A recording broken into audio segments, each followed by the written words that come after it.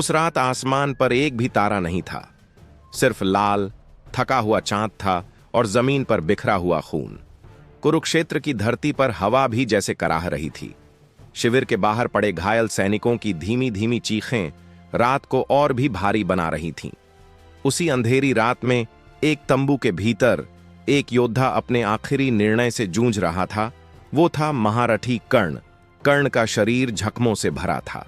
कवच कुंडल तो वो पहले ही दान में दे चुका था और अब उसके हाथ से उसका आखिरी अस्त्र भी छिन चुका था। लेकिन सबसे बड़ा घाव उसके सीने के अंदर था, दिल पर। कर्ण ने अकेले में आसमान की तरफ देखा और धीमे से बोला, हे सूर्यदेव, अगर आज भी मैं गलत रास्ता चुनूं तो मेरा सारा जीवन व्यर्थ हो जाएगा। लेकिन अगर सही रास्ता चुनूं तो शायद मेरी दोस्ती, मेरा वचन सब मुझ पर ही सवाल बनकर टूट पड़ेगा। तभी तंबू के बाहर से कदमों की आहट आई। ये कदम न पांडवों के थे न कौरवों के, ये कदम थे कृष्ण के। कर्ण ने आंखें मींचकर गहरी सांस ली। उसे पता था अगर आज रात कृष्ण उससे मिल गए तो उसकी जिंदगी का सबसे बड़ा फैसला उससे छीन लिया जाएगा। पर भाग्य को कौन रोक पाया है। कृष्ण धीरे धीरे तंबू में दाखिल हुए। कर्ण ने उठने की कोशिश की पर जख्मों ने उसे जमीन से बांध रखा था। कृष्ण ने पास आकर उसके सिरहाने बैठते हुए कहा, रथी नहीं, मित्र की तरह बैठूं या आज भी मुझे अपना शत्रु ही मानोगे? कर्ण ने हल्की मुस्कान के साथ कहा, मुझे तो हमेशा बस यही बताया गया कि आप पांडवों के सारथी हैं, मेरे कट्टर विरोधी। लेकिन दिल के किसी कोने में एक सवाल हमेशा रहा, आखिर क्यों आप जैसे भगवान मेरे विरोध में खड़े हैं? क्यों मैं ही इस युद्ध का सबसे बड़ा पापी कहलाऊं, जबकि मेरी आधी जिंदगी तो अपनी पहचान खोजने में ही निकल गई? कृष्ण ने कुछ देर चुप रहकर सिर्फ कर्ण की आंखों में देखा। बाहर बिजली गरजी, तंबू के पर्दे हल्के से उड़ते हुए अंदर की रोशनी को डगमगा रहे थे। कृष्ण बोले, आज रात यह युद्ध नहीं, तुम्हारा मन जीतेगा या हारेगा कर्ण। तुम चाहो तो अभी सब छोड़कर अपने सगे भाइयों के पास लौट सकते हो। हां, आज मैं तुम्हें वो सच बताने आया हूं जो अगर तुमने मान लिया तो महाभारत की दिशा यहीं बदल जाएगी। कर्ण के अंदर कुछ टूटता सा महसूस हुआ। वो सच जिसे वो कहीं ना कहीं जानता था लेकिन स्वीकार नहीं करना चाहता था। उसने कांपती आवाज में पूछा, सच? कौन सा सच माधव?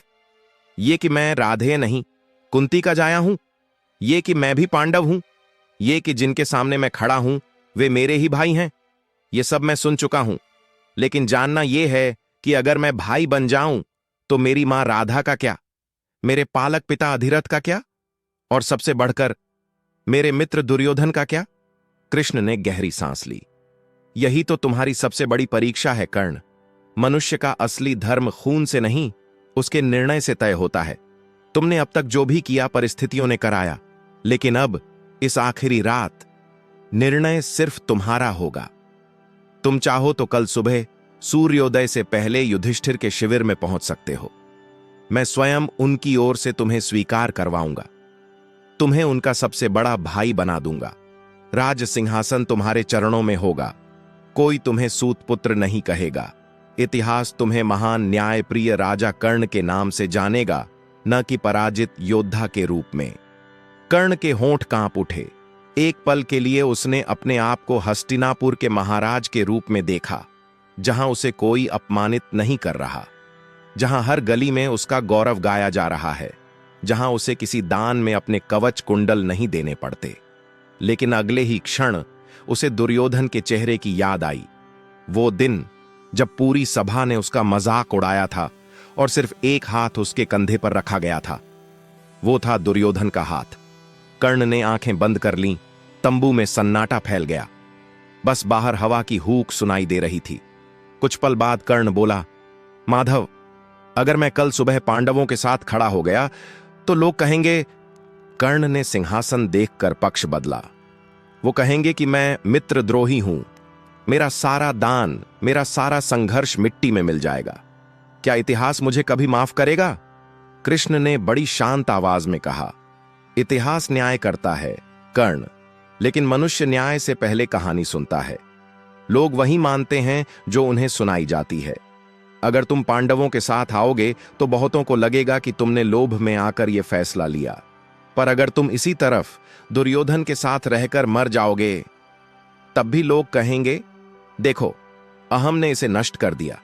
सवाल यह नहीं कि लोग क्या कहेंगे, सवाल यह है कि तुम्हारा मन तुम्हारे फैसले के साथ शांत रहेगा या नहीं। कर्ण की आंखों में आंसू भर आए।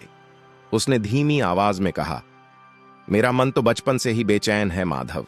पहले पहचान के लिए तरसा, फिर सम्मान के लिए, फिर प्रेम के लिए। जब जब लगा कि अब सब कुछ मिल जाएगा, तभी किसी श्राप ने, किसी छल ने मेरे हाथ से सब छीन लिया। आज आप कह रहे हैं कि मैं पक्ष बदल लूं, लेकिन अगर आज मैंने दुर्योधन की पीठ फेर दी तो मेरी आत्मा मुझे जीवन भर धिक्कारेगी, चाहे मैं जीतूं या हारूं। कृष्ण ने कर्ण के सिर पर हाथ रखा।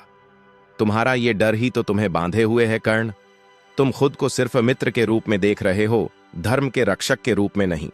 अगर कल इस युद्ध में दुर्योधन जीत गया तो अधर्म राज सिंहासन पर बैठेगा। हजारों साल बाद भी लोग कहेंगे, धर्म हार गया, अधर्म जीत गया। तुम्हारा नाम भले ही वीरों में लिया जाए, लेकिन दुनिया ये नहीं भूलेगी कि जिस दिन धर्म को तुम्हारी सबसे ज्यादा जरूरत थी, तुम उस दिन मौन रहे। कर्ण ने एक लंबी भारी सांस छोड़ी। उसकी आंखों के सामने मां कुंती का चेहरा घूम गया, जिसने कुछ समय पहले ही आकर उसे अपनी सच्चाई बताई थी। उसने कहा था, बस एक बार, एक दिन के लिए ही सही, अपने भाइयों के साथ खड़े हो जाओ बेटा। दूसरी तरफ दुर्योधन था, जिसने कभी उसे सूत पुत्र नहीं कहा, जिसने हमेशा उसे मित्र और श्रेष्ठ धनुर्धर के रूप में सम्मान दिया। कुछ पल तक कर्ण अंदर ही अंदर जलता रहा। फिर उसने अपना कंधा थोड़ा उठाने की कोशिश की, जैसे किसी अदृश्य भार से लड़ रहा हो। उसकी आवाज डगमगाती हुई भी, पर दृढ़ थी।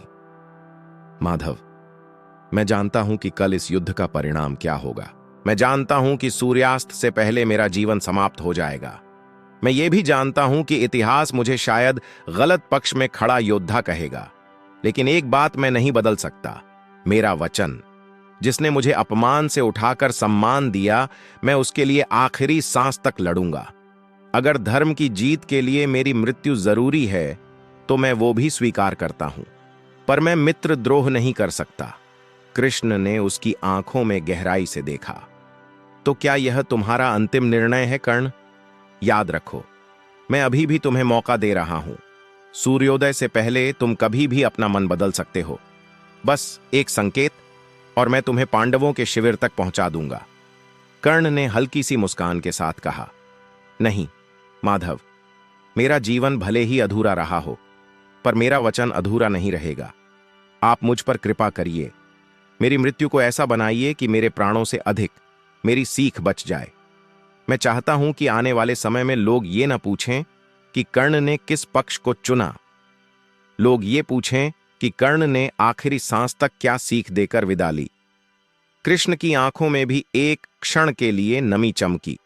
उन्होंने धीरे से कहा, ठीक है राधे, आज रात तुम्हारी आत्मा पर जो बोझ है उसे हल्का करने के लिए मैं भी एक वचन देता हूं।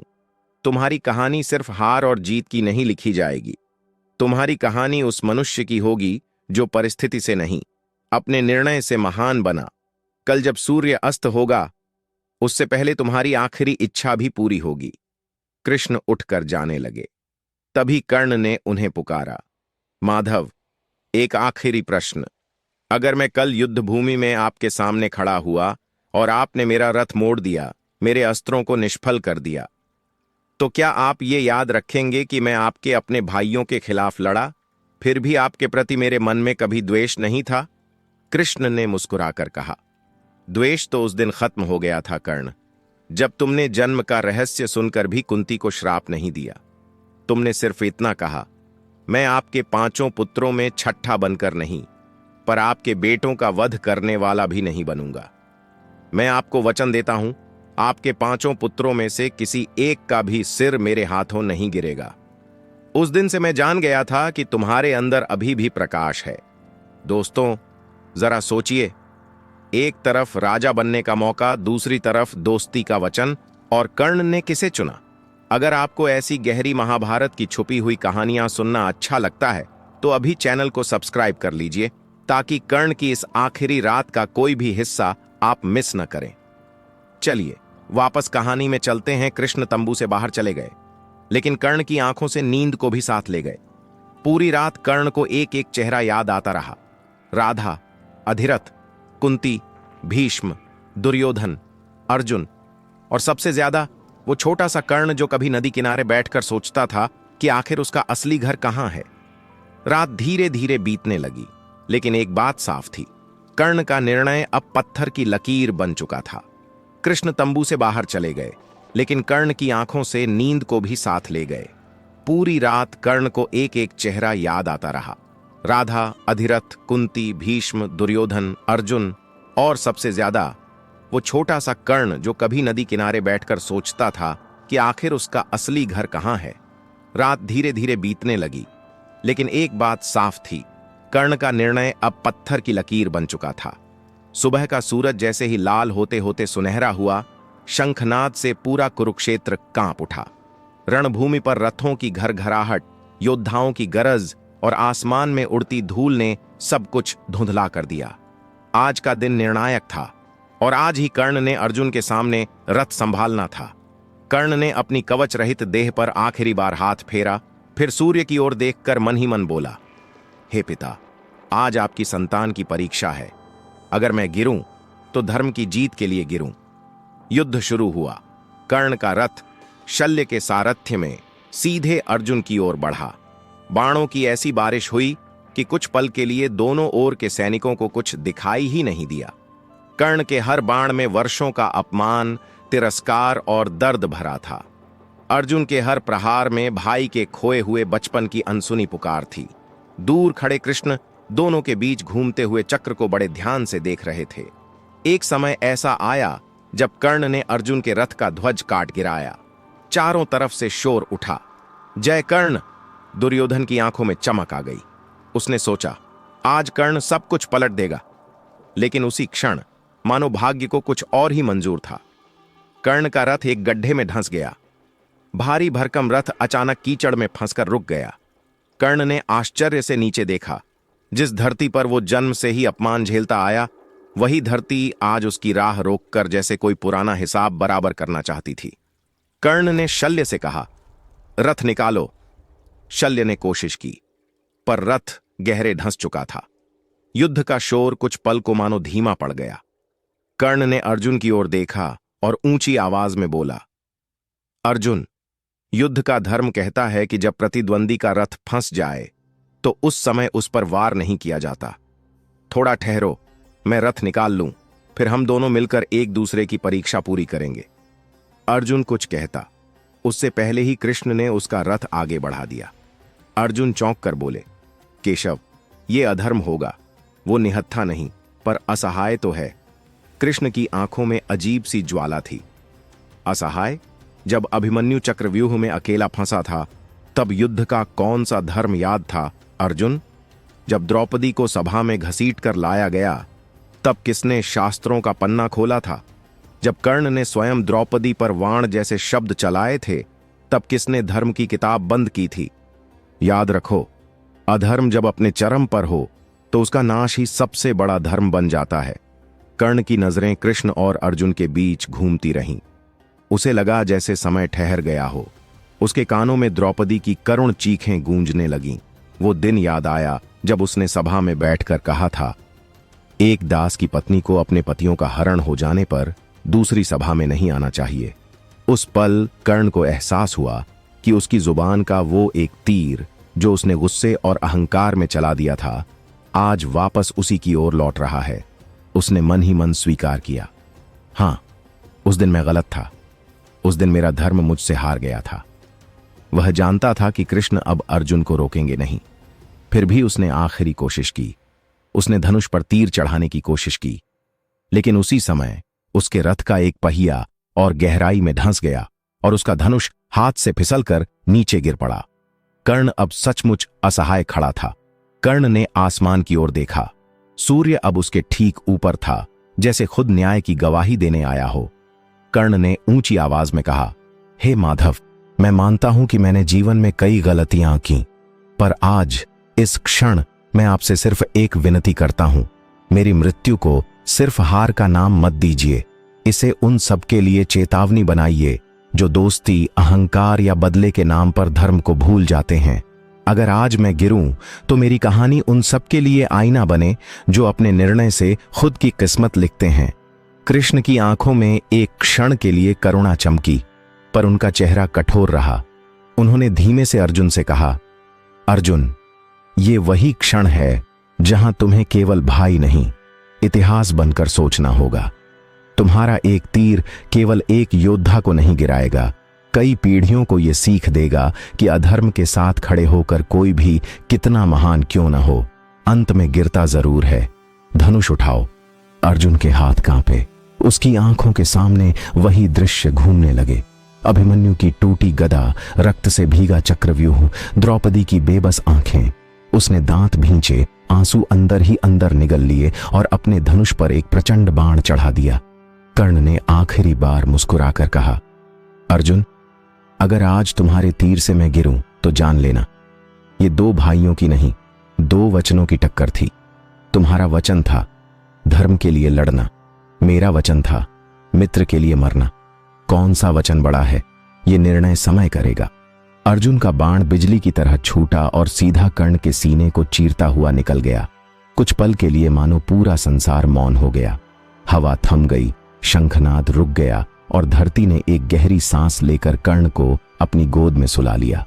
कर्ण धीरे धीरे जमीन पर गिरा, उसके होंठों पर हल्की मुस्कान थी, आंखों में कोई भय नहीं, सिर्फ एक अजीब सी शांति। कृष्ण धीरे धीरे उसके पास आए। किसी को समझ नहीं आया कि भगवान स्वयं युद्ध के बीच मृत शत्रु के पास क्यों जा रहे हैं।